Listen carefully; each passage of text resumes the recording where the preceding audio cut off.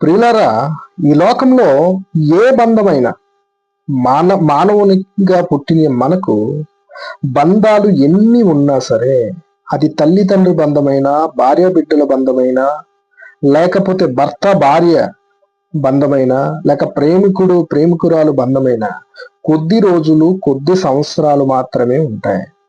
ఈ లోకంలో ఏది శాశ్వతం కాదు.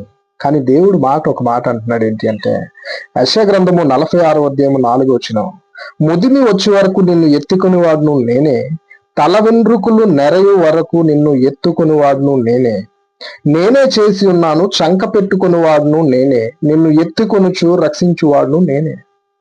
మనల్ని చేసిన వ్యక్తి దేవుడు, మనల్ని ఎత్తుకున్న వ్యక్తి కూడా దేవుడే. మన అపాయకర స్థితిలో ఉన్నప్పుడు రక్షించువాడు దేవుడే. మనం బాధలో ఉన్న, వేదనలో ఉన్న మనల్ని ఓదార్చువాడు దేవుడే.